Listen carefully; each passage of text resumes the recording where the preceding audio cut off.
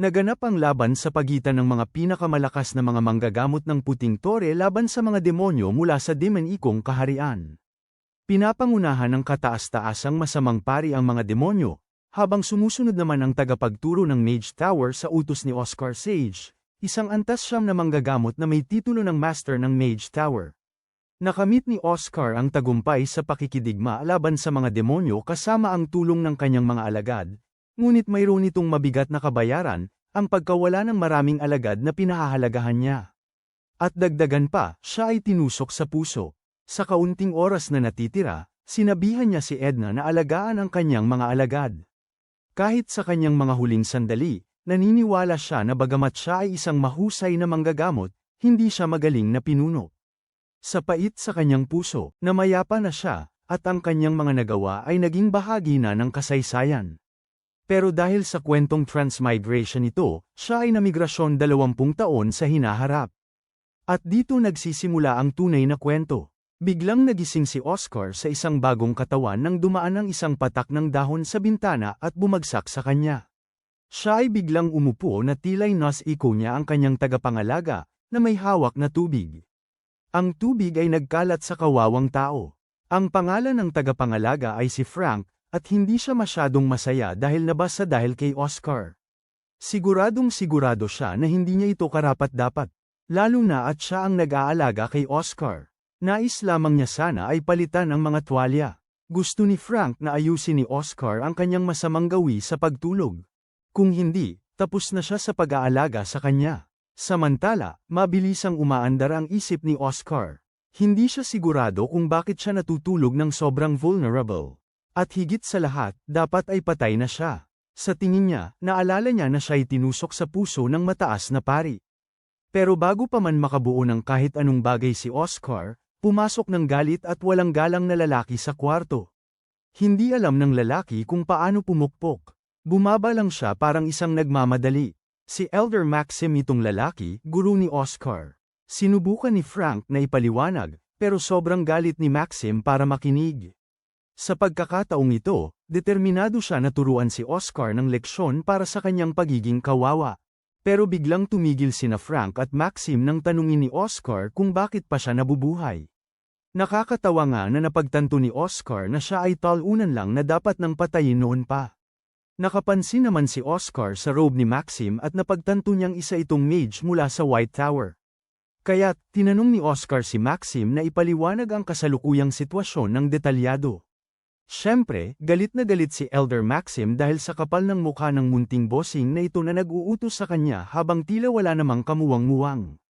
Hindi na napigilan ni Maxim ang sobrang galit bago siya bumangon ng kamay para sampilan ng husto si Oscar. Nakakita ang Oscar ng palo na paparating, kaya agad siyang nag-iahas ng isa sa kanyang mahika, ang windshield. Sigurado siya na kapag abot ni Maxim ang harang, masisira ang kanyang palso. Gusto niyang tumawa sa kawalan ng kakayahan at pagkaawa-awa ni Maxim, itinaas lang ang kamay nang hindi iniisip ang mga pangyayari. Ngunit baligtad ang iniisip ni Oscar nang makita niyang nawawala ang kanyang windshield habang lumalapit ang kamay ni Maxim. Napapapanik si Oscar, nalilito kung bakit hindi sapat ang lakas ng kanyang mahika. Swerte na lang para sa kanya, bagamat mahina ang windshield, sapat pa rin ito para pigilan si Maxim sa pagtama kay Oscar. Mukhang natuwa si Maxim na nagawa ni Oscar ang mahika, nakabawi ng sariling windshield, kahit mahina ito. Tiwala na ngayon si Maxim na hindi lang pala nag-aaksaya ng oras si Oscar. Pinasya niya na ipagpaliban na ang anumang parusa laban kay Oscar dahil sa pangungutong ng pondong pananaliksik at inirerekomenda na focus muna si Oscar sa pagpapakondisyon.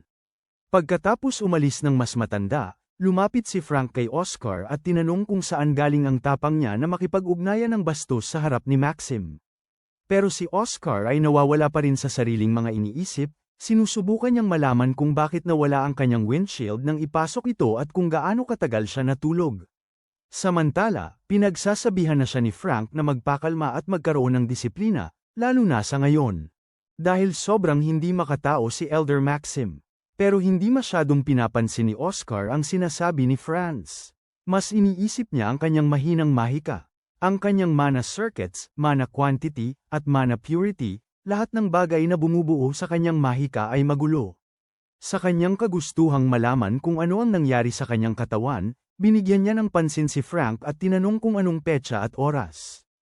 Agad na sumagot si Frank na ika-21 ng Setyembre. Nag-umpisa si Oscar na magtugma-tugma ng mga bagay at napagtanto na noong lumaban siya sa masamang pari ay ika-28 ng Abril, ibig sabihin ay 5 buwan na siyang nawawala. Pero agad na itinama siya ni Frank, sinabi nitong isang araw lang siya nawala ng malay. Siyempre, hindi ito ang sagot na inaasahan ni Oscar. Hindi maintindihan niya kung bakit. Kaya pinapag-utos na lang niya si Frank na tawagan si Lloyd. Kung wala siya roon, gusto niya na si Gila o Sasha na lang ang bumisita sa kanya, dahil sila lang ang makakabigay sa kanya ng tamang paglalarawan ng kanyang kasalukuyang sitwasyon. Hindi sigurado si Frank kung bakit binabanggit ni Oscar ang mga pangalan ng mga mas matatanda ng Tower Masters. Higit sa lahat, itinuturing na ngayon silang mga traidor, kaya't mas lalong hindi maintindihan kung bakit binabanggit ni Oscar ang mga pangalan nila. Makikita mo, iniwan ni Lloyd ang White Tower at naging alagad ng Red Tower Master, at ninakaw ni Gila ang isang mataas na antas na magic book at tumakas dito.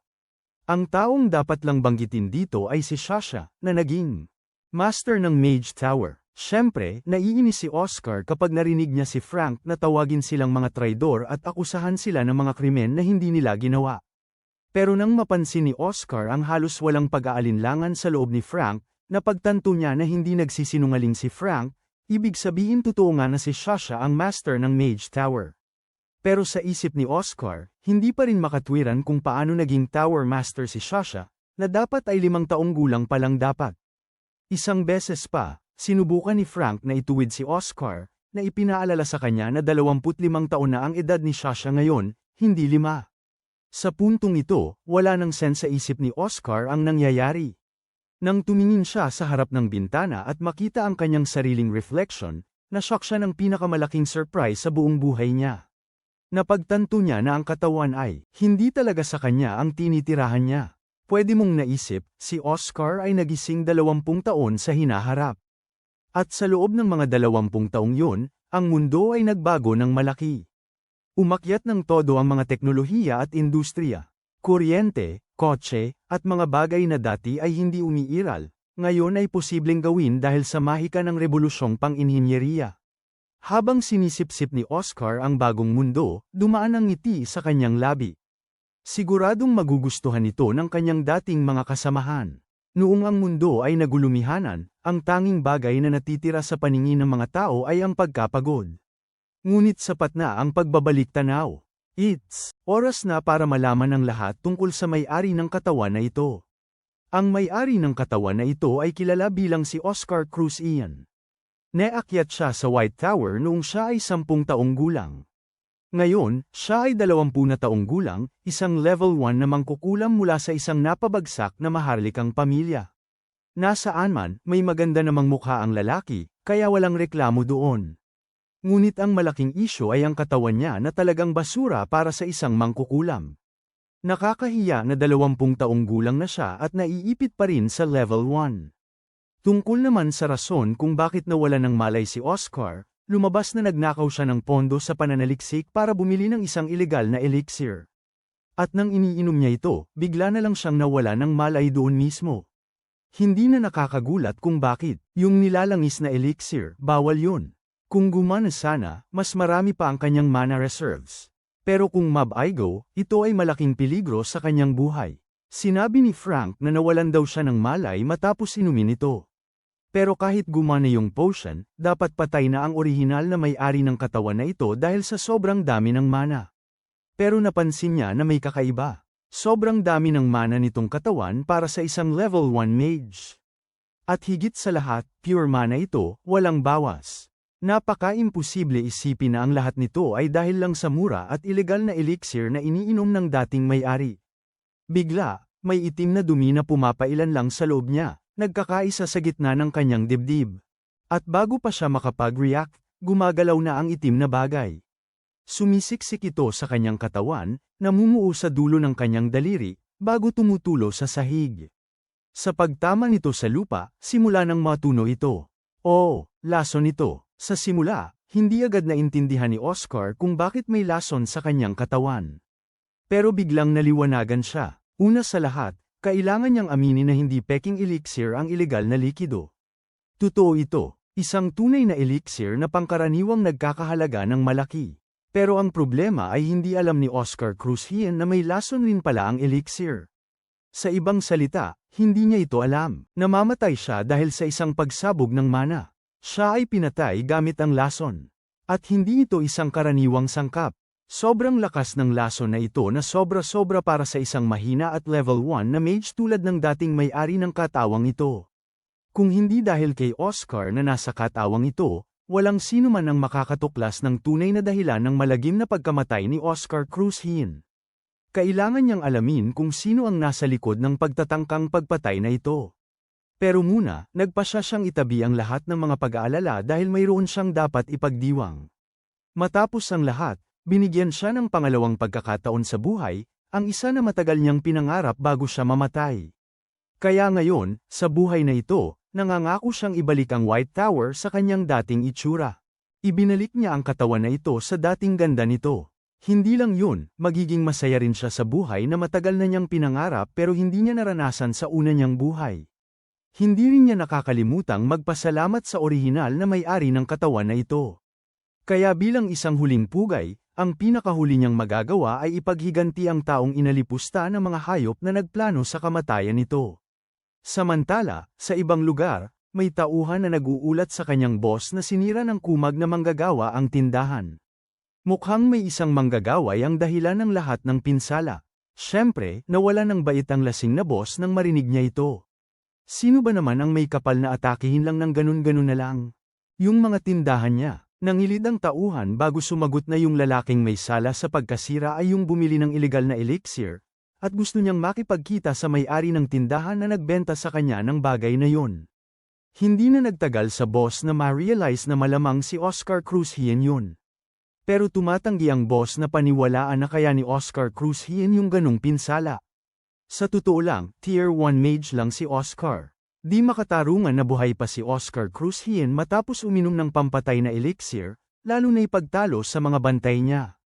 Kinakabahan ng tauhan na baka magkaaberya kapag nakialam yung White Tower, lalo na kung malaman nila kung sino nagbigay kay Oscar Cruz Hien ng nakamamatay na elixir. Pero ayaw maniwala ng boss. Mukhang nag-aalala ang boss sa pakikisangkot ng White Tower. Kasi nga, yung taong gustong paslangin si Oscar ay may suot na singsing ng White Tower. Sa susunod na sandali, pareho silang biglang nabigla ng boss at yung alalay ng maisip nilang si Oscar Cruz Hien ay nakaabang na sa harap nila.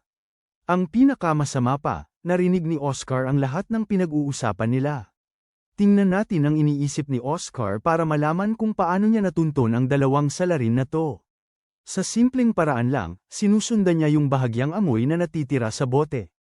Pagkatapos marinig ang usapan nila, natatakot si Oscar na marami pang ibang taong sangkot sa konspirasyon na ito ng pagpatay.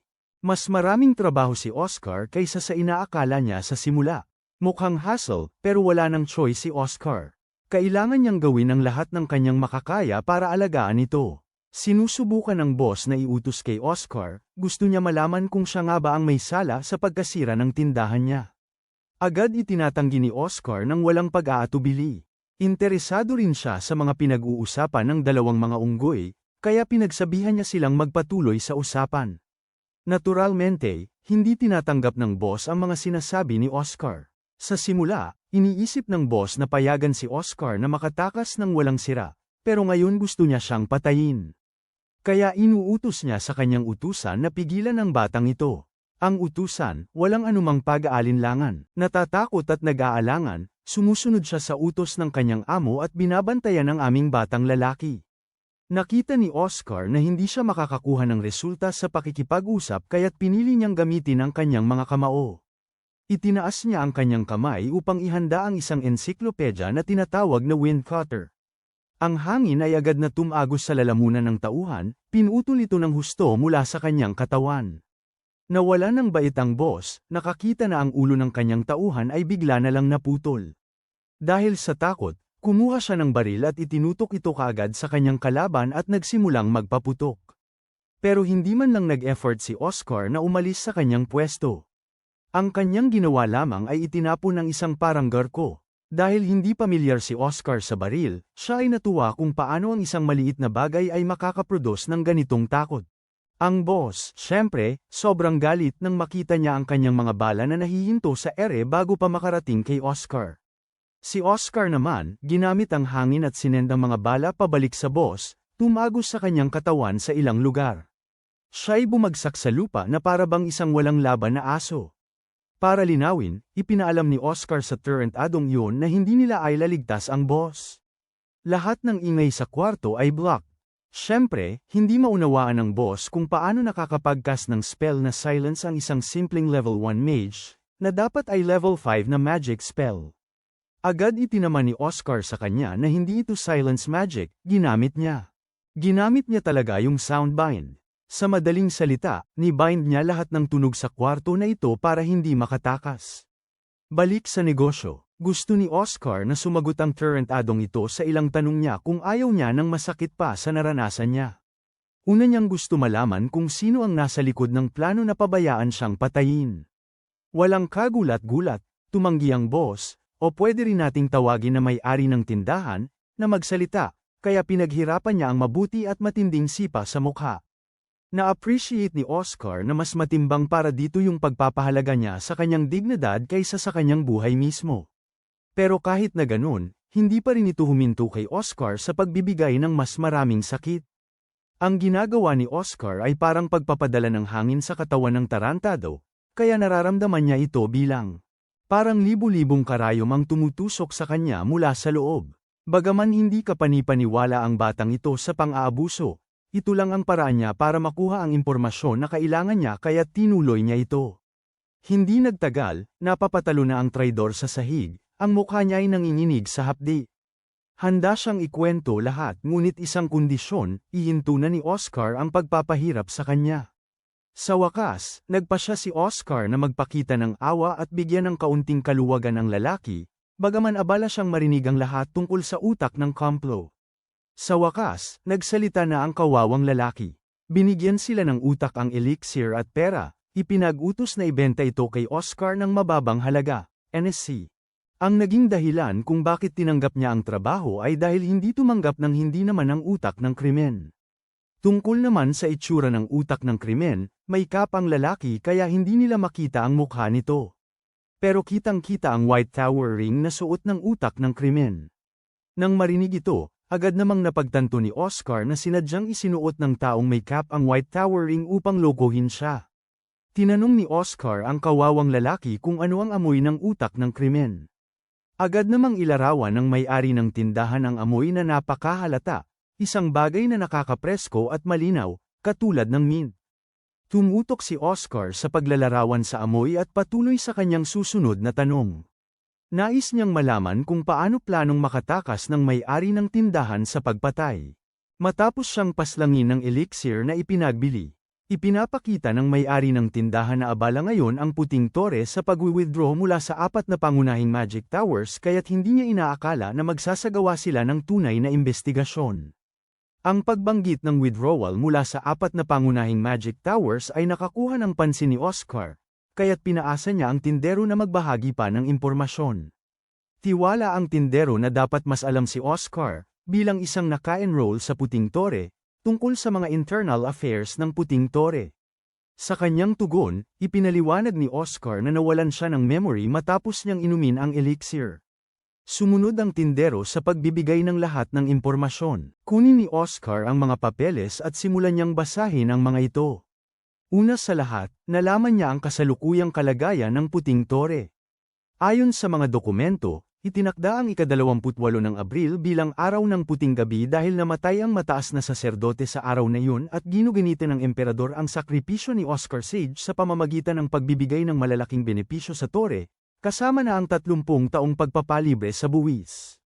Gayunpaman, sa lahat ng mga Magic Tower, ang pinakamalaking pagkatalo noong nakaraang taon ay naranasan ng Puting Tore. Ang Puting Tore, na siyang nawala ng lahat ng 20 taon na ang nakararaan, ay wala pa ring natatanggap na tulong. Mayroong pagbabalik ng sigla. May mahalagang pahayag na darating mula sa pamilya Imperial sa taunang White Night Festival ngayong taon. Sinabi ng mga eksperto na ang kakulangan ng advanced na magic ang pinakamalaking suliranin na kinakaharap ng White Tower. Namangha si Oscar nang malaman niya na kulang sa advanced na magic ang White Tower. Malinaw na naalala niya na ibinigay niya ang mga dokumento kay Edna para maiwasan ang ganitong pangyayari. Pagkatapos ay nakita niya ang huling bagay na kanyang binabasa, kung saan iniuulat kung paano nagpoproduce ng pinakamababang resulta sa negosyo ang White Tower. Out of curiosity, tinanong ni Oscar ang isang lalaki kung anong klaseng negosyo ang pinapatakbo ng 4 na pangunahing Magic Towers ngayon. Ibinunyag ng lalaki na ang Yellow Tower ng Silanganan, ang nagkokontrol ng kidlat ang bumukas ng mahusay na panahon ng mahikang inhinyeriya. Sila ang tumulong sa mapanlikhang mga inobasyon tulad ng mga street lamp at kotse. Tapos, mayroon tayong bughaw na tore sa timog, na tumulong sa negosyo ng tubig na iniinom, agrikultura, at iba't ibang klase ng mga lutuin. Ang pula namang tore sa disyerto, nakilahok sa hukbong militar at tumulong sa mga misyon gaya ng pagpapalayas ng mga halimaw. Sa wakas, mayroon tayong puting tore, na mas interesado si Oscar na alamin. Tila nakakalito si Oscar sa ibig sabihin ng delivery ng tindero. Kaya, para maipaliwanag, linawin ng tindero na ang puting tore ay nagdadala ng package. Anong tindahan? Sinasabing parating si Oscar. Ang post office ng tore at ang mga wind rider na kayang lumipad, may malaking bentahe sila sa paghahatid ng mga bagay ng mabilis at ligtas. Labis na nadismaya si Oscar at nasira ang araw niya. Nakita niya ang mga kilalang mage ng puting tore na naglipad-lipad sa langit at namumuno dito, simbolo ng kalayaan at katapangan. Kaya't sila ay inihalin tulad sa mga dragon at agila. Isipin mo, may magpapasya pala na magkaroon ng ganitong kakaibang negosyo sa puting tore, ito ay nagpaparamdam sa kanya ng lubos na pagkatalo. Kung alam lang sana niya kung sino ang nagdesisyon ng ganitong negosyo para sa puting tore, tiyak na ipapabayad niya ito sa buhay ng gago na iyon. Ngunit ang nangyari pala, mismong ang kasalukuyang Panginoon ng puting tore ang nagpasya nito.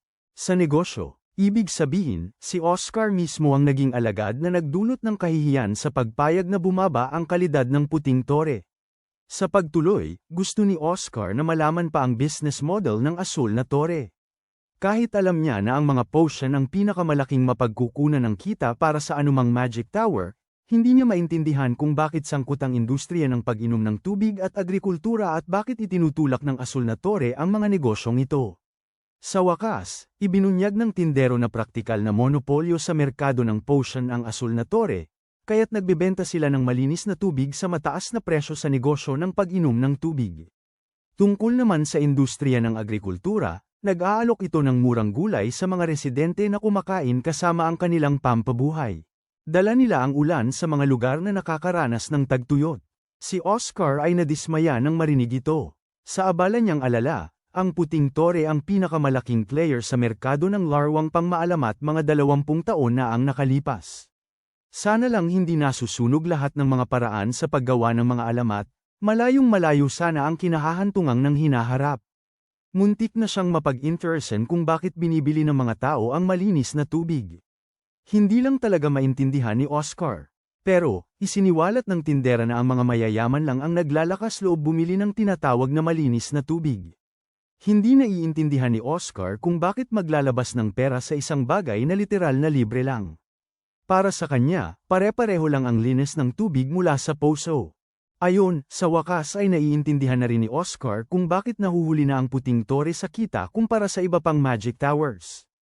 Ang iba pang mga tore ay nasa ibang level na. Ang tao ng White Night Festival ngayon ang huling pagkakataon para patunayan ng puting tore ang kanilang halaga.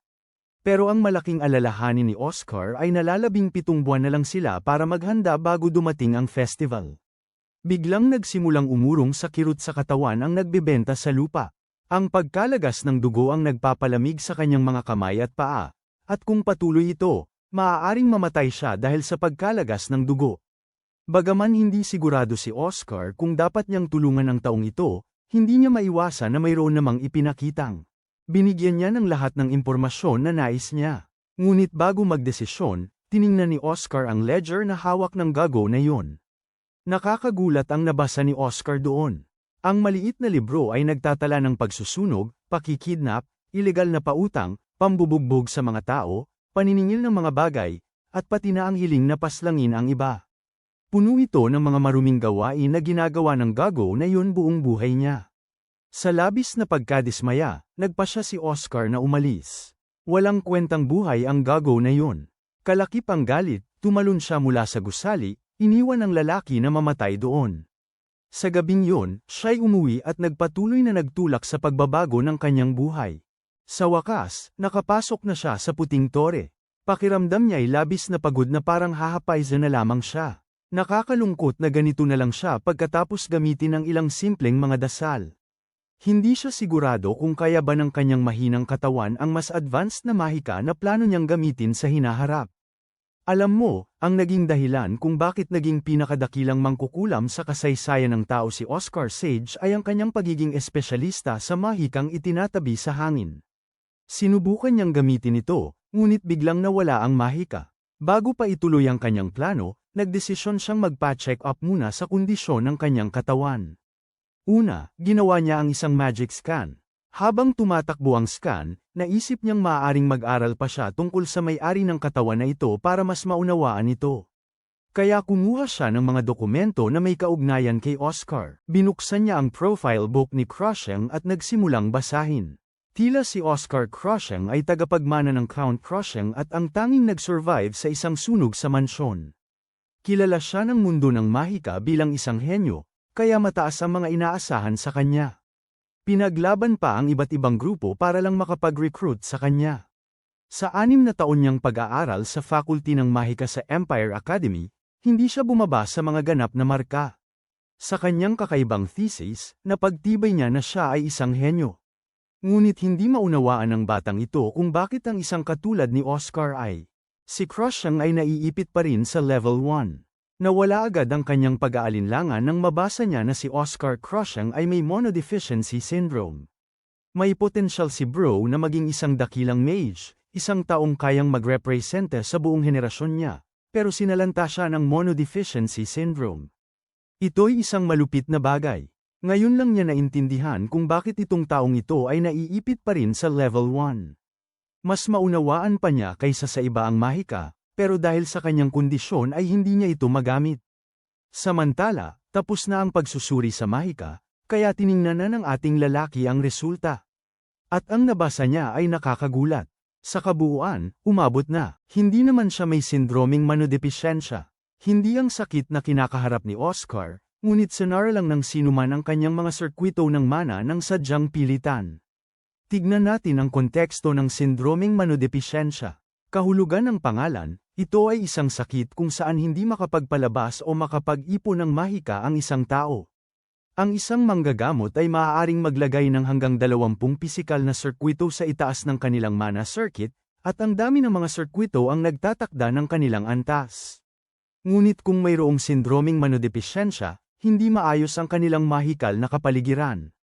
Kahit gaano sila mag-ensayo, hindi sila makakatawid sa antas na yon. Mayroon namang sinasabi na ang sitwasyon ni Oscar Crushing ay iba.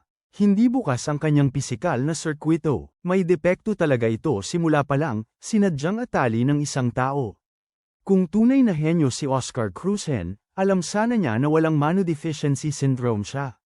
Kaya naman, para malaman pa ng aming batang lalaki ang higit pa tungkol kay Oscar Crushing, umaasa siyang makahanap ng diary nito, baka sakaling magbigay ito ng mas maraming impormasyon tungkol sa kanyang buhay.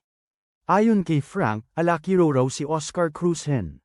Ngunit tiyak ang aming batang lalaki na isang pagkukunwari lang yun na nilikha ni Oscar Crushing tungkol sa kanyang sarili. Malamang na alam ni Oscar Crushing na may nag-block sa kanyang circuit at may nagtatangkang pumatay sa kanya, kaya't nagpapanggap siya bilang isang careless, out-of-touch playboy ng sadya. Siyempre, puro akala pa lamang yan. Pero kung totoo nga ito, nais ng aming batang lalaki na maunawaan. Bakit sumuko si Oscar Crushing sa tukso ng ilegal na elixir? Sa sitwasyon kung saan hindi siya makapagtiwala sa sinuman, wala nang ibang choice si Oscar kundi umasa sa sarili at tanggalin ang mga kadena mag-isa. Pareho rin ang kailangan gawin ng ating bata, kailangan niyang tanggalin ng sarili ang mga baluktot, at siguradong kaya niya ito ng madali. Maraming makapal na libro ang ginamit ni Oscar Crushing para sa pag-aaral. Lahat ng ito ay naglalaman ng kanyang dokumento, pananaliksik, mga natuklasan, lahat.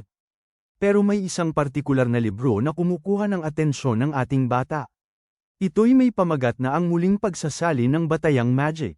Habang binuksan niya ito, napansin niyang may mga tala, at ang mga kupit sa lahat ng mga pahina, sinubukan na intindihin ang tunay na kaluluwa ng mahika.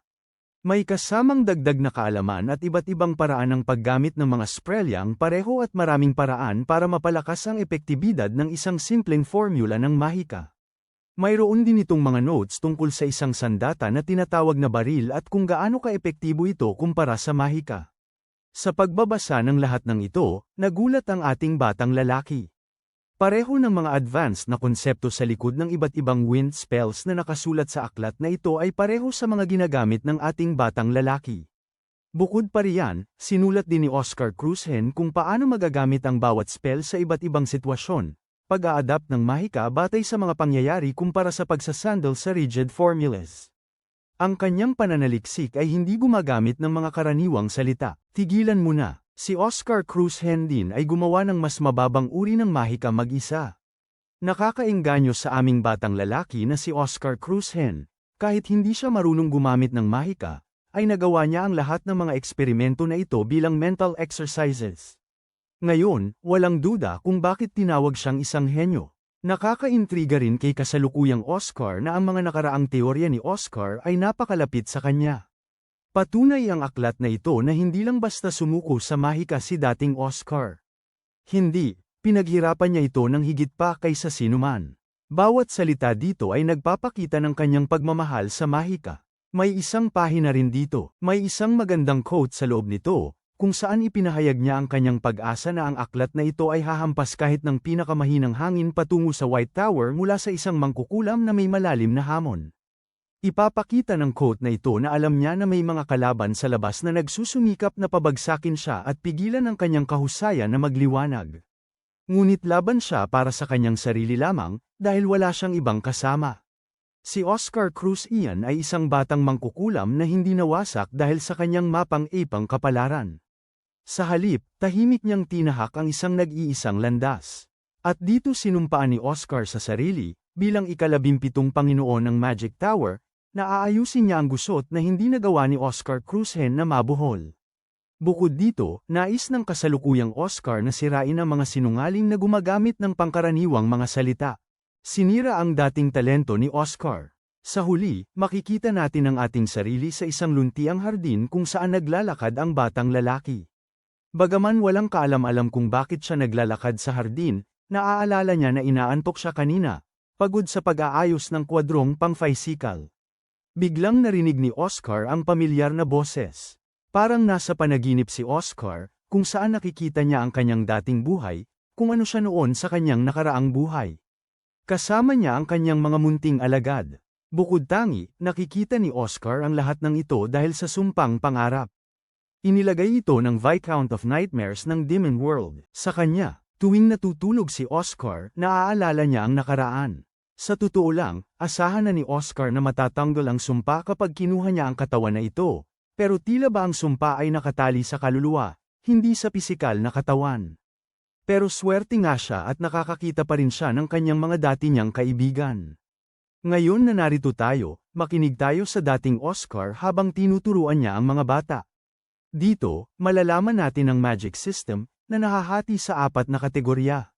Enchantment, acceleration, balance, at special type.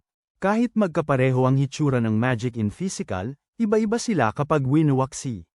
Ang White Tower ay sumusunod sa harmonization type at ang wind magic ay angkop sa kanila.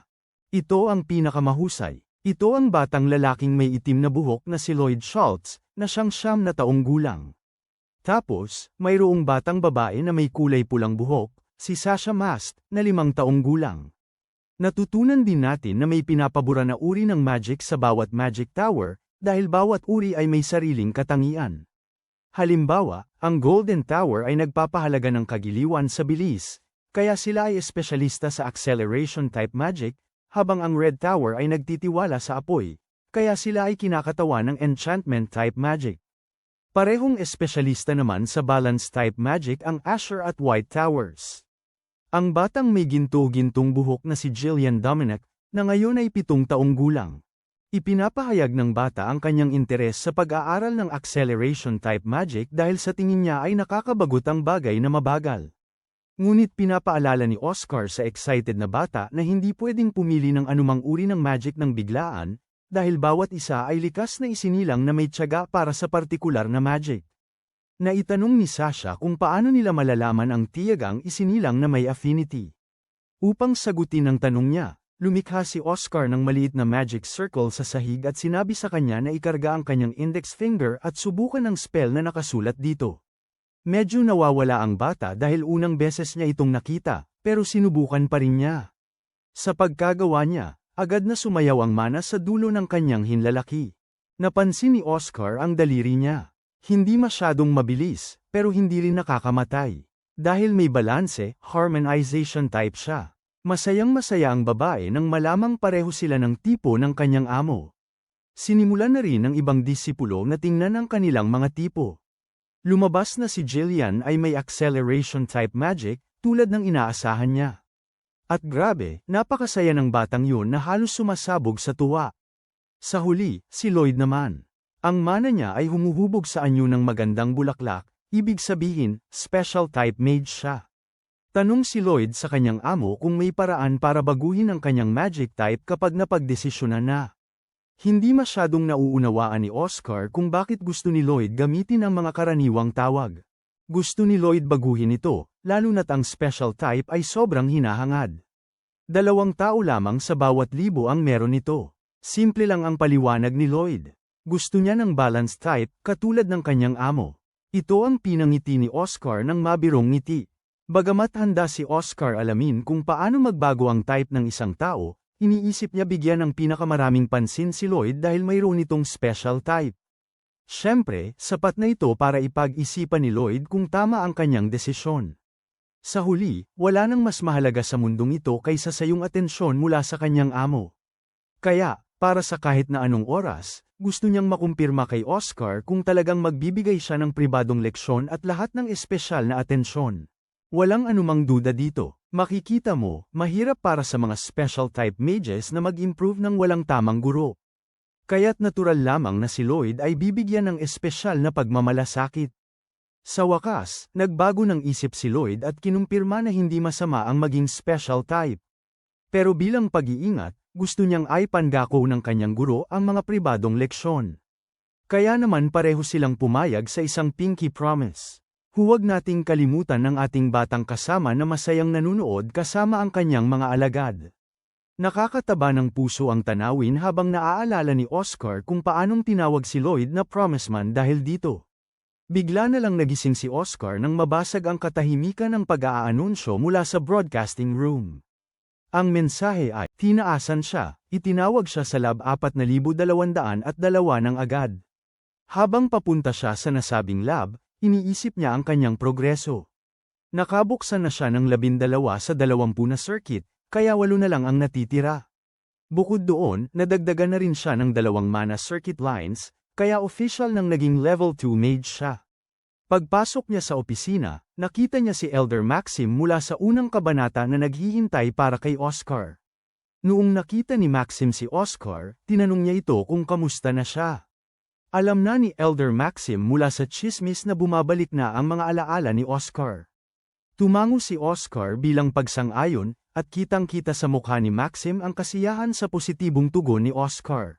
Kwento muna about Maxim. Dati siyang junior ni Oscar noong araw. Ngayon, 45 anyos na siya, at naglilingkod bilang elder ng White Tower. Kahit napasok siya sa tower maraming taon matapos si Oscar, naging elder din siya sa sarili niyang karapatan ang paglipas ng panahon. Matapat at masipag, laging naniniwala si Oscar na malayo ang mararating ng kanyang junior.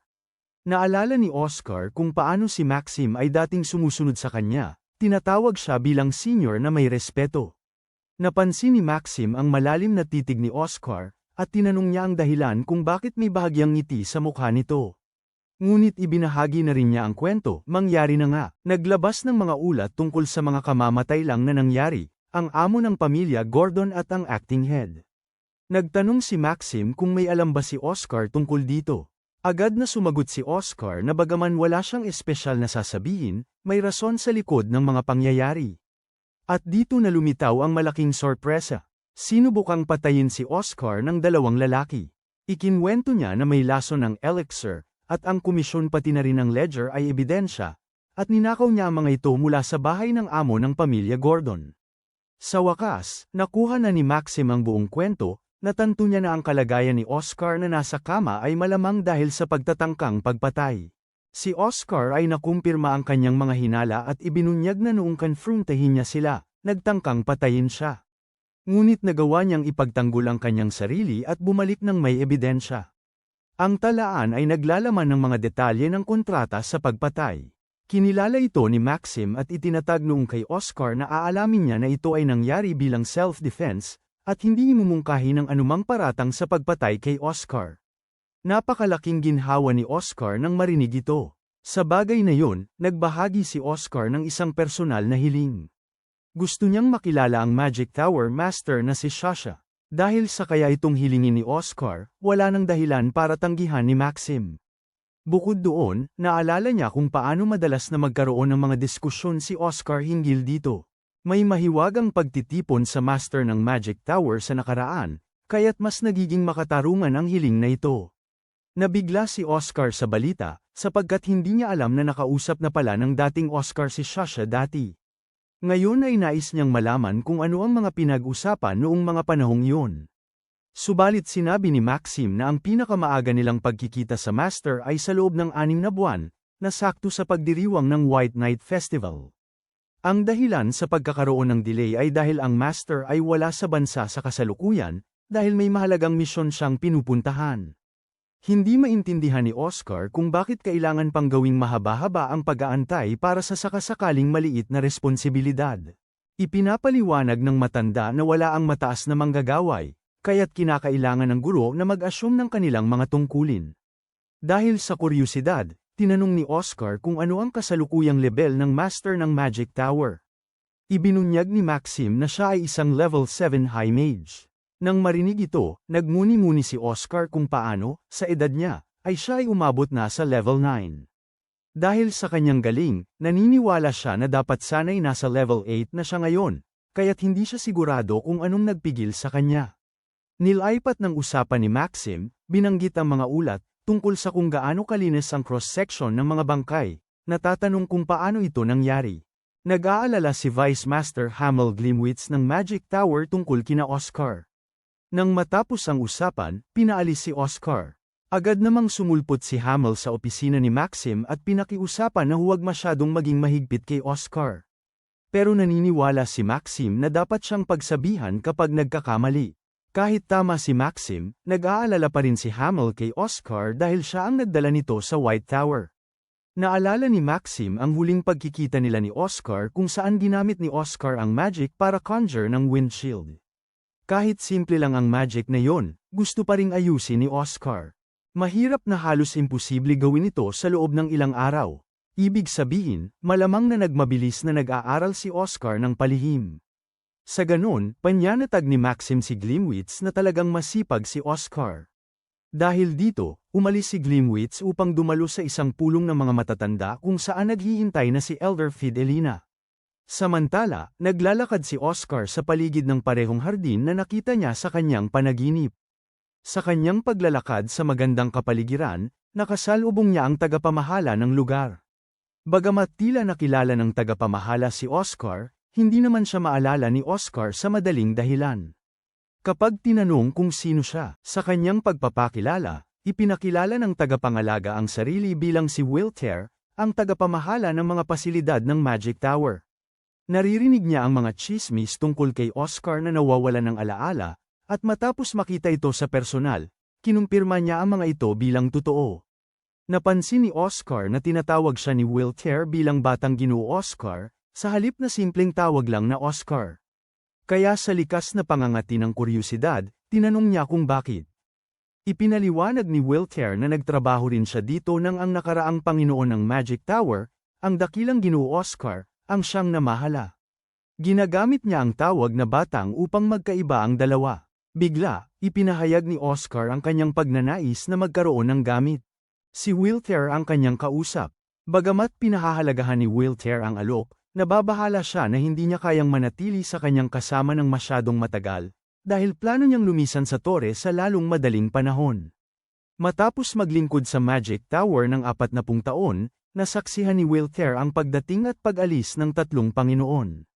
Patuloy na nagbabago ang kanyang mga kasamahan, at siya na lamang ang natitira mula sa kanyang henerasyon. Tinatagal niya ito dahil sa isang bagay na sinabi ng dating Oscar noong kanyang seremonya ng pagtatalaga. Naniniwala ang dating Panginoon na lahat ng naninirahan sa tore ay mahalaga, hinihikayat silang mabuhay ng may dangal bilang bahagi ng White Tower. Bagamat tila nakakatawa, seryoso si Wilthere sa mga salitang yun. Nagsusumikap si Wilthere ng buong puso, sa pag-aakalang tunay siyang miyembro ng White Tower. Siniguro siya ni Oscar na hindi katuwaan ang ganitong paraan ng pag-isip. Sa katunayan, ikinararangal niya si Wilthere sa kanyang pagpupursige. Gayunpaman, nagdesisyon na si Wilthere. Lilisan na siya sa lalong madaling panahon. Matagal nang nag-deteriorate ang kalagayan ng White Tower. Mahirapang humarap ang mga pasilidad at hindi na gaya ng dati ang kalagayan ng kanilang pinansya. Sa susunod na buwan, opisyal na matatapos ang kanyang 40 taon ng serbisyo, at tatanggap siya ng Long Service Award. Para sa konteksto, lahat ng dimage na miyembro ng White Tower ay tumatanggap ng medalya para sa mahabang paglilingkod at perang premyo matapos ang 20 at 40 taon. Ang mga naglingkod ng 40 taon ay tatanggap ng 200,000 kampana, isang halaga na sapat na upang makabili ng bahay sa karamihan sa mga malalaking lungsod. Ngunit wala ng kakayahang pinansyal ang White Tower na magbigay ng ganoong gantimpala. Para mabayaran siya ng ganoon kalaki, marami ang kailangang isugal ang kanilang buhay sa mga mapanganib na misyon para lang makaraos. Dahil dito, ayaw ni Wilthere na maging pabigat at hindi niya nais na tanggapin ang napakalaking gantimpala habang hirap ang White Tower. Para sa kanya, ang lugar na ito ay naging parang ikalawang tahanan. Nararamdaman ni Oscar ang bigat sa dibdib sa pag-unawa kung gaano kabigat ang tunay na sitwasyon sa pinansyal ng White Tower. Pag-iisipan niya ito, dati niyang inakala na ang Asher Tower ay may mga gawain pa rin. Sa pakikiusap na mga mapangahas na gawing pangnegosyo lamang upang kumita ng pera. Pero ngayon ay napagtanto niya ang totoo. Hindi ang Asher Tower ang mangmang. Siya ang walang alam sa di pagkilala sa kanilang trabaho. Marami ng pera ang kinita ng Asher Tower, patunay na sila'y matagumpay. Hindi nakakagulat na sila ang pinakamalakas sa kasaysayan ngayon. Samantalang si Oscar, mayroon lamang siyang mga walang kwentang titulo, War Hero at Mankind Savior. Magiliw man ang mga ito, wala ring silbi kung hindi niya may pagkakaloob ang gantimpala para sa mga taong naglaan ng kanilang buhay sa White Tower. Biglang binuhay siya mula sa kanyang iniisip ni Wilthere. Napansin niya na inaalagaan ni Wilthere ang kanyang sugatang kamay. Mukhang masyado nang nakipagkamay ng mariin si Bro. Sa sobrang pagka-frustrate na natusok ng kuko ni Oscar ang kanyang palad. Kahit nasugatan, mas nag-aalala si Oscar kung kailan magpaplanong umalis si Wilton. Sinabi ni Wilton na mayroon pa siyang 2 linggong serbisyo na natitira. Ipinahayag ni Oscar ang kanyang gusto na panatilihing kasama si Wilton sa pakikipag-usap at itinataguyod na gagawa siya ng paraan para kumita ng sapat na pera upang wala nang manggagawa ang aalisin sa puting tore dahil sa pinansyal na kadahilanan. Ipinahayag ni Oscar ang kanyang saloobin, ngunit ngayon ay mas labis siyang nababahala kaysa kailanman. Wala siyang tiyak na paraan para umasenso patungo sa kayamanan. Ang mga bagay na pumapasok sa kanyang isip ay nagtatrabaho sa mga lecture at komisyon mula sa sariling kita. Ngunit sa totoo lang, ito ay isang pangit na paraan upang pandohan ang sa kabuuan ng Magic Tower, lalo na't isang shitty level 2 mage siya sa ngayon. Ang mas praktikal na opsyon? Magtayo ng negosyo na kumikita ng malaki, yung uri ng yaman na lalamangan si Andrew Tate. Iniisip niya ang paggawa ng potions nang biglang magkaroon si Oscar ng enlightenment. Sa Vice Tower Master's Room naman, nakikita natin si Fit at Lena, ang taong responsable sa pinansya ng Magic Tower, na nagwawala dahil sa mga kamakailang problema na idinulot. Galit na galit siya na hindi pinapansin ang pagnanakaw. Bawat salita na binitiwan ng bughaw na mage ay lalong nagpapabuisit sa kanya. Lalo na't nilalamang pa niya sa sitwasyon. Lumapit siya sa lalaki, sumisigaw dahil sa pakikisalungat sa kanya para sa mga pinakamaliit na suhestyon. Di man mukhang ganon, pero kilala silang dalawa bilang mga matatanda sa tore, at nag-aaway parang mga bata. Makikisali si Vice Tower Master gamit ang kanyang mga salita, at sinasabing tama si Maxim sa kanyang panig. Hindi pwedeng basta nalang itapon ang bata sa isang napakahirap na training program, na siguradong magdudulot ng masakit na pagtorture. Sa kabila ng pagtutol ni Fidelina, nagtapos ang Vice Master na dapat gamitin ang bata para magbayad ng multa na 3 beses ang research fee para magpatawad. Parang ninanakawan lang si bro dito, pero mas okay yun kaysa sa torture, siguro. Fidelina, nag-digress siya, nagrereklamo tungkol sa kakulangan nila ng pera at kung gaano kahalaga na gumawa ng matalinong desisyon agad. May issue na hindi na kinakailangan ng kagamitan ang tore para sa mga silid ng produksyon ng potion, kaya ang pagbibenta niyon ay maaaring magtagal sa kanila ng hindi bababa sa 1 quarter ng taon. Sa kasamaang palad, yun na lang ang kanilang pagpipilian, ngunit tutol din ang Vice Master sa desisyong yun, na sumisira sa mga opsyon ni Fidelina.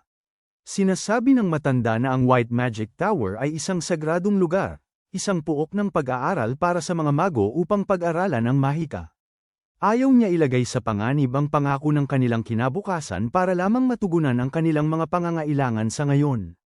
Tama naman ang lolo, pero ang pag-uusap ay hindi sapat upang magdulot ng bagong solusyon. Biglang lumitaw ang yaman out of nowhere. Si Fidelina ay nasa kanyang ika-3 dahilan at matalim na bumabatikos, pinaalala sa Vice Master na naghihirap na sila sa loob ng 2 dekada at dapat na lang siyang sumuko sa pag-asa ng isang milagro upang biglang maglaho at ayusin lahat ng kanilang mga problema.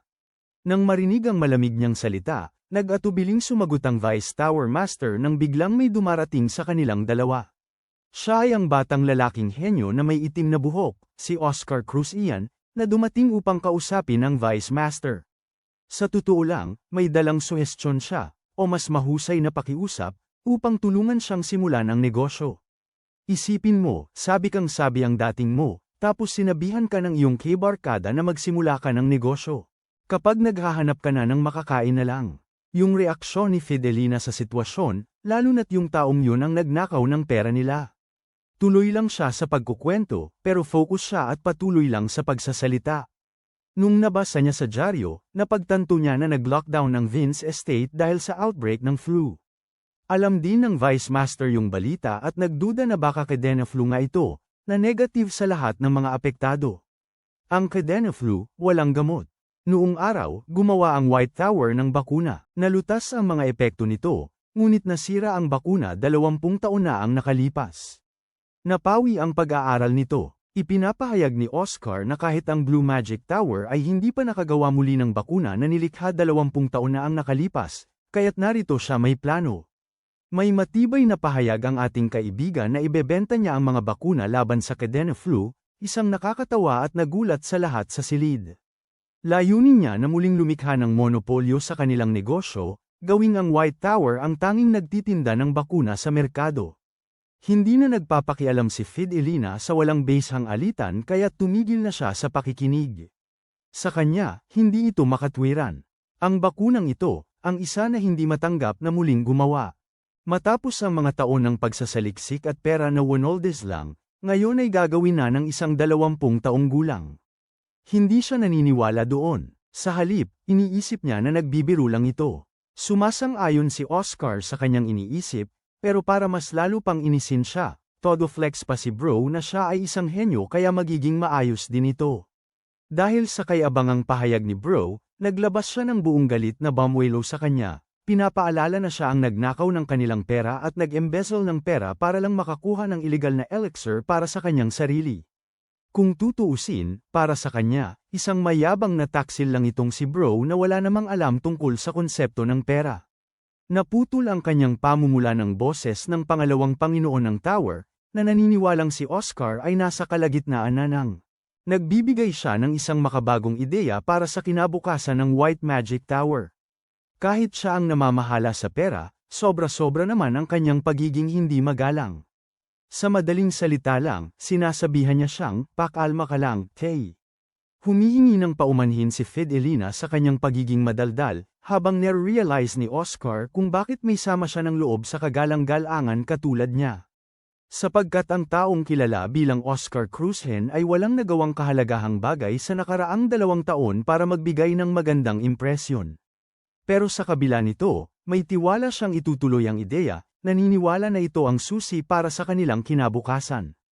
Ang pinakamapanganib na mangkukulam ay iba sa orihinal na may-ari ng katawan na ito. Sa kumpirmasyon ng flu na cadena flu mismo, sinabihan ni Oscar ang tagapamahala ng Torre na tingnan ang pahina 2 ng ulat. Napagtanto nila na biglang nagbago ng plano si Arsobispo Baldwin. Una sana ay mananatili siya sa Surin ng 1 buwan, pero nagbago ang plano at siya ay tila mas madalas ngayon sa malalaking syudad, kaya't maaaring may nangyaring hindi maganda. Sumasamba ang Eltera Order kay Terra, ang ina ng Earth. 7 arsobispo ang kasapi sa matataas na orde na yon, at dapat silang laging hindi magpapabili. Subalit malayo ito sa katotohanan, dahil para maging bahagi ng Cardinal Order, kinakailangan sa mga sumusunod sa pangalawang pinuno ang magtrabaho sa campaign funds. Pwede kang tumigil sa kahit anong estate ng hanggang 1 buwan, ngunit ang pangunahing layunin nito ay upang kumita ng yaman mula sa mga maharlika at mga ngalakal matapos makipag-ugnayan sa kanila. Sa normal na sitwasyon, maintindihan naman sana ito. Pero si Surin ang pinag-uusapan nila. Ang lugar na ito ay napagod na at hindi na maituturing na isang dakilang lungsod. Sumasang-ayon si Maxim sa teorya, bagaman may kanya-kanyang iniisip na baka nagtatrabaho ang arsobispo sa mga panalangin ng pagsasalang. Pero mas naguguluhan sila, dahil agad na sinabi ni Oscar na hindi magiging dahilan ang panalangin para sa isang tuyot na lupa. Mayroong nakalatag na ruta ng pamamalakbay para sa bawat miyembro ng Orden ng Eltera. Surin, Mosque, Melbourne, si Greenwell ay malinaw na susunod. Ngunit ang pinakaligtas na lugar ay si Vince. Pinaghihinalaan niya na nanatili ang arsobispo sa Knox ng 1 buwan bago tumungo ng diretso sa Therai City. Naniniwala si Oscar na mananatili ang lalaki sa mosque ng 1 pang buwan, at sa huli ay gagugol ang natitirang 2 buwan sa huling 2 lungsod. Ano ang balak niya rito? Nahayag ng henyo at mahusay na manggagamot ang isang kakaibang obserbasyon. Parang sinasadya ng arsobispo na patagilan ang pagbisita kay Vince hanggat maaari. Ang banggit ng obserbasyong ito ay nagpapalabas na kahit sinong kanilang tatlo ay buo ang atensyon. Ngayon, sa pangyayaring mangyari ng aksidente sa panahon ng paglalakbay, ang mataas na orde ng Eltera ay nagpaliwanag.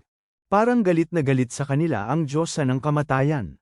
Ganyang reputasyon ay parang death sentence sa sinumang nagnanais na maging isang archbishop at maging bahagi ng higher order para mapunta sa cardinal. Pinag-iisipan ni Maxim ang sitwasyon na isinasaad ni Oscar sa kanyang isip. Iniisip niya kung alam na ba ni Archbishop Baldwin ang cadena flu outbreak sa Vince, at sinadya niyang ipahinto ang lahat para mag-settle ang mga bagay. Totoo ang pagkahanga ni Fidelina sa napakagaling na analisis ng ating batang lalaki, kahit pa ito ay wala pa ring iba kundi isang teorya. Sang-ayon ang Vice Tower Master sa iniisip ni Oscar, ngunit sa kasamaang palad, tumanggi sa anumang plano ng pagsuporta sa kanya. Isang malaking gulat ito para sa henyo na mage. Sinabi ng Vice Tower Master na hindi nila magagabayan ang iba pang mga manggagamot sa ilalim nila kung magfo-focus sila lamang kay Oscar.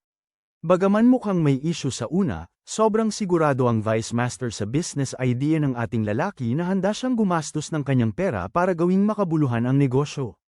Hindi makapaniwala si Fidelina, na subukang pigilan ng Vice Master sa paggawa ng isang bagay na sobrang biglaan, ngunit okay lang sa kanya ang desisyon at nag-aalok ng 30,000 bells, na halos katumbas ng average na sahod sa 1 buwan. Nagulat si Bro nang malaman niya na ang 30,000 ay halos walang kwentang halaga kumpara sa kailangang pera para sa napakalaking gawain. Sa production chamber, si Oscar ay nandito. May sakit ng ulo siya. Dahil kulang siya sa pera, kailangan niyang ipatupad ang Plan B sa pagkakataong ito. Balak niyang lumikha ng maikling sample ng bakuna para ipasupply sa Baldwin, at pagkatapos ay kunin ang pera mula sa panig ng arsobispo. Sa bandang huli, umaasa siya na dahil sa reputasyon ni Baldwin ay handang gastusin ito ang malaking halaga. Nagsimula na siya sa kanyang gawain, handa na ang magaling na manggagamot na lalaki na lumikha ng bakuna. Nasa satisfy ang ating batang manggagamot sa pag-unlad ng kanyang gawain. Masaya naman siya sa enerhiyang inumin na ginawa niya bilang pagsasanay. Ang kawawang kanyang assistant ay gumagawa ng mahirap na pag-angat para sa kanya sa pamumulot ng mga sangkap. Swerte naman at mayroon si Oscar na panlunas sa pagod na inumin sa pag-recover ng lakas. Siya kaya't makakatulungan daw kay Oscar. Ang energy drink na ginawa niya ay bago at sariwa. Pagdating sa mga sangkap, mataas na kalidad ang mga ito na mahirap hanapin. Para kay Oscar, dapat maging tindero na lang itong lalaking ito dahil magaling siya sa mga bagay-bagay. Nakakatawa nga, iyon din ang balak niya gawin pagkatapos masira ang tore ng buong lahat. Sinampal siya ni Oscar sa pagbababoy sa tore. Matapos siyang bigyan ni Elder Fidelina ng trabaho, nagbago ang tingin ni Oscar sa kanya. Mukha raw siyang mabait sa puso sa kabila ng mataray niyang mukha. Pero hindi naman talaga kailangan ni Oscar ng assistant. Siya mismo ang nag-a-analyze ng sitwasyon. Ang puting tore. Hindi maganda ang sitwasyon dahil sa mga taong patuloy na nagdadagdag ng problema para sa kanya. Sana nagtulungan na lang sila at nag-ambag sa pag-unlad ng tore, magiging iba ang sitwasyon. Isa sa mga bata ay si Frank, ang kanyang assistant. Mukhang matalino ang bata, at plano ni Oscar na tanungin siya ng isang bagay. Ipinaabot ni Frank ang kanyang alalahanin tungkol sa mga nakal-alasong sangkap, na napansin niya nang bumili. Ang tungkol sa mga itim na liryo ng libis, mga pula na camellia at mga multo na kabute ay nakalalason. Pero iginiit ni Oscar ang kabaligtaran, ipinaliwanag na maaaring gamitin ang nakal-alasong sangkap para makagawa ng gamot. Basta alam lang nila kung paano ito haharapin ng maayos. Una, ay detoxify nila ang mga sangkap sa pamamagitan ng pagkukulo nito ng 12 oras. Pero may isang malaking issue sa paraang yon, na rin ay wash out ang mga mahahalagang sustansya sa mga halaman. Nagtanong siya kay Frank tungkol sa mga dumplings mula sa Yan Dynasty.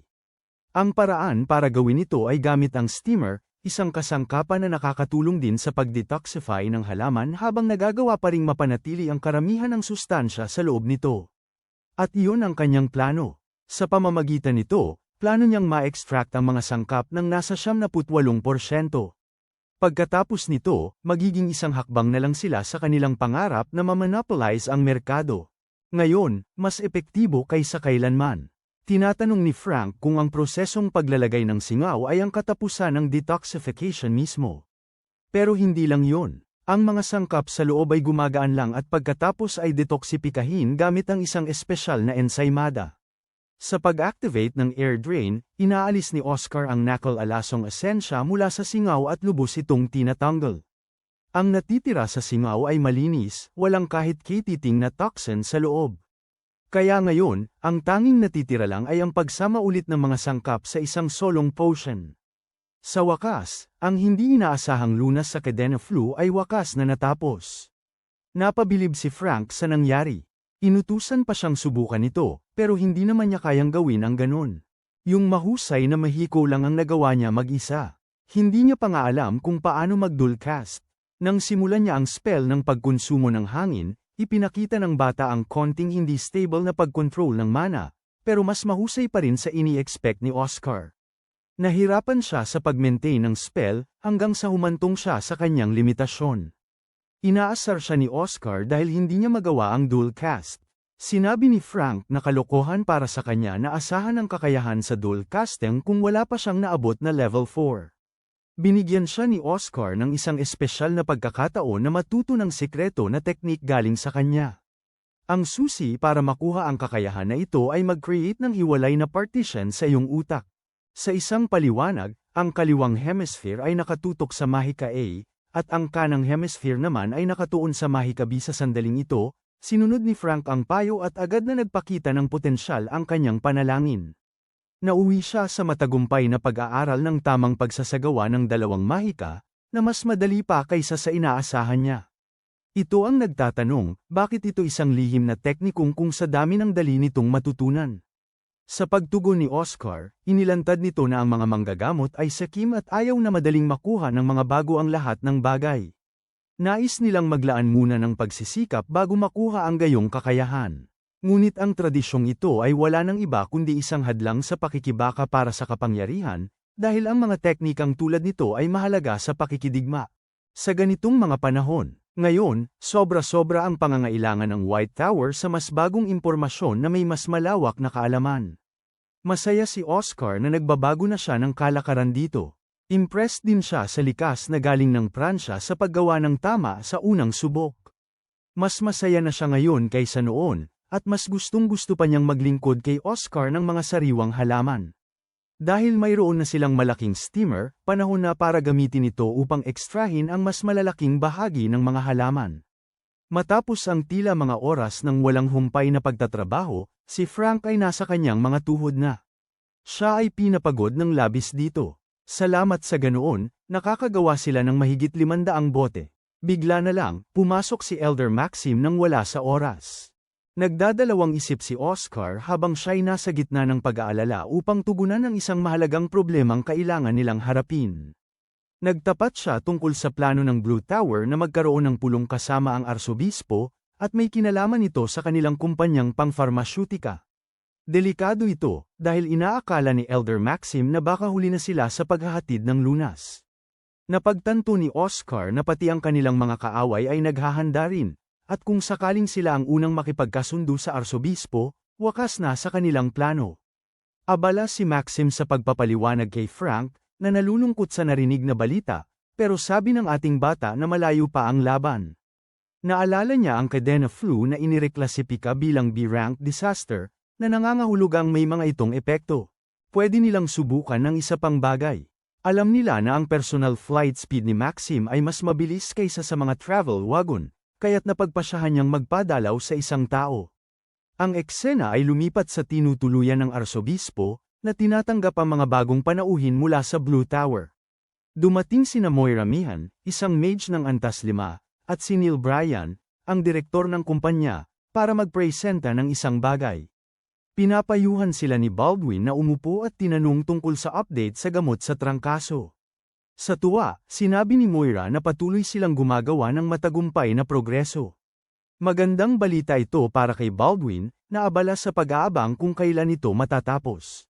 Napagtanto na kailangan lang nila itong subukan sa ilang mga pagsusuri, at kapag may tagumpay na resulta, gagamitin nila ito. Opisyal na tumanggap ng pahintulot upang mag-administer ng gamot. Ngunit napuna ni Moira ang isang malaking issue. Dahil mas matagal pa para matapos ang mga clinical trials, hindi nila agad maipapatupad ang kampanya sa pagbebenta. Galit na galit si Baldwin nang malamang tatagal pa ng kalahating taon bago lubusan mabenta ang lunas. Hindi ito ayon sa kanyang plano na umalis para kay Vince sa loob ng 4 na buwan. Matatapon ang kanyang biyahe, nang biglang, may dumating na hindi inaasahan kay Baldwin. Hindi niya inaasahang darating itong tao, at wala man lang kamalay-malay ang Blue Tower Mage tungkol sa kanilang pagkakakilanlan. Nang bumukas ang pinto, papasok na agad ang lalaking mage na may itim na buhok, na may magandang pagbati. Ang arsobispo at kanyang pangalang Maamo, kasama ang pangako na magbibigay ng magandang alok. Ang manggagamot na ito ay naging simbolo ng pag-asa para sa arsobispo, na desperado sa isang solusyon. Hindi talaga inaasahan ni Baldwin na may manggagamot mula sa Puting Tore ang sasalubong sa kanya ngayon. Sinasabi ni Oscar na nandito siya upang talakayin ang lunas sa cadena flu, ang kanyang mga salita ay sumasaksak sa ekspresyon ni Moira at nagugulat ang arsobispo sa biglang galaw. Sinasagot ni Baldwin, ipinapahayag ang hangarin ng manggagamot mula sa Asul na Tore at ang direktor ng kanilang kumpanya, na parehong dumating para sa parehong layunin. Sa nasabi, nagtataka si Oscar kung masyado ng huli para sa kanya na sumali. Pero swerte para sa kanya, si Baldwin ay nairita na. Kailangan pa ng Blue Tower ng at least half a year para ilabas ang kanilang bakuna, at ito ay isang magandang balita para sa ating batang si Oscar. Natuwa si Oscar, kaya masaya ang White Tower na magbigay ng tulong sa arsobispo. Biglang sumigaw si Moira ng isang akusasyon, pinaratangan ang mage ng kasinungalingan, dahil sa paniniwala niya na wala namang pera o resources ang kawawang mga mages ng White Tower para makagawa kahit na ng maliit na bahagi ng imposibleng lunas. Pinagtibay ni Baldwin ang punto na yun at humiling ng pangalan muli ng bata mage. Matapos sabihin sa kanya ni Oscar ang kanyang apelyido, tinanong ni Baldwin kung totoo ngang may maganda at promising na pinagkalunan ang bata. Nagdesisyon siyang isiwalat ang mga lihim ng kanyang gawain. Iniabot ng aming batang lalaki ang isang maliit na kahon na gawa sa kahoy, sabay sabi na hindi tamang magsinungaling sa mukha ng Arkobispo. Binuksan niya ang takip at ipinakita ang isang bote na puno ng asul na likido na sample ng kanilang produkto. Agad na napadala si Moira sa kaguluhan, habang nahalina si Baldwin, nagtanong pa tungkol sa posibleng units na maaaring ma-produce at kailan. Sinubukan ni Moira na makialam, pero senaryo siya ng Archobispo dahil sa pagiging pangit at hindi handa niya sa kanilang negosasyon. Biglang naaalala ng Asul na manghihimas na tulad ng hindi sila makakakuha ng pahintulot mula sa Departamento ng Droga ng Imperyo, pareho rin sa puting magic. Si Tower, hindi rin nakakuha ng pahintulot. Sang-ayon ng buong-buo si Oscar na walang pahintulot para sa kanila. Stiff na si Moira, sinasabi na walang kaibahan ang White Tower sa kanilang posisyon na hindi makakuha ng pahintulot. Masaya naman ang Blue Tower na mag-produce ng mga bakuna mula sa mga pabrika na sakop ang kontinente. Upang patandiin pa lalo ang kanyang punto, binabatikos niya ang White Tower, at sa pamamagitan ng kahusayan ng Blue Tower sa pagdevelop ng gamot, itinataguyod niyang sa produkto na ilalabas nila ay dekada na sila sa harap sa kanilang mga kalaban at ito ay ng pinakamahusay na kalidad. Sobra na si Oscar at pinutol na ang kanyang usapan. Natanggal, binibigyang diin ang nakatatawang pahayag tungkol sa mayaman at makulay na kasaysayan ng Blue Tower, lalo na sa harap ng mangkukulam mula sa White Tower. Sa pagtanggap ng insulto ng puso, nagbago ang ekspresyon ni Moira mula sa kasiyahan tungo sa galit habang kinakailangan niyang bawiin ni Oscar ang kanyang mga salita, pero itong lalaking ito ay salbaha at walang balak na manahimik. Bahagya niyang ipinaalala sa kanila ang unang Magic Tower na itinatag. Iniisip ni Moira na binibigyan lang ng sobra-sobrang importansya ang 5 taon na pagkakaiba, pero mas seryoso pala ito kaysa sa inaakala, dahil sa 5 taong pagkakaiba na yon, mas nakamit ng White Magic Tower kaysa sa kung anuman ang magagawa ng Blue Tower sa loob ng 10,000 taon ng buhay nito. Tawag na kayo sa ambulance dahil itong lalaking ito ay Diyos. Pinatay niya ang isang tao ng kanyang salita. Ang mayabang na Blue Mage ay binigyan ng leksyon sa kasaysayan, binigyang paalala ang personal na monopolyo ng White Tower sa lunas sa Cadena Flu 2 dekada lamang ang nakalipas. Sa hanggarang baguhin ang ganitong mga salita, sinubukan ni Moira na ay pakitang walang kinalaman ang nakaraan, ngunit biglang nararamdaman niya ang matinding presyon mula sa Level 2 Mage, na di dapat sanay kayang gawin ang ganoon. Nararamdaman ni Oscar ang matinding pangangailangan na ipaalala sa hanggal na ito ang mahalagang nakaraan na palaging nakakalimutan, ngunit biglang naudlot ang kanilang usapan nang dumating ang isa sa mga alipin ng Arsobispo upang ipaalam sa kanya ang isang napakahalagang tawag, at ang tawag na iyon ay mula sa Panginoon ng si Vince mismo. Nang sagutin niya ang telepono, nagpasalamat ang Panginoon ng Vince kay Baldwin sa napakalaking kabaitan sa pagpapadala sa kanila ng bakuna. Nagulantang si Baldwin sa balitang ito, hindi niya alam kung anong nangyayari. Hindi niya naman daw ipinadala ang anuman. Sa kasamaang palad, sinabi ng matanda sa White Tower na inutusan daw siya ni Baldwin na ihanda ang bakuna ng lihim, at tila epektibo ito dahil naiiligtas ang lahat ng pasyente sa loob ng ilang oras. Para bang biyaya ito mula sa bathalang, salitang paborito ng Arsobispo.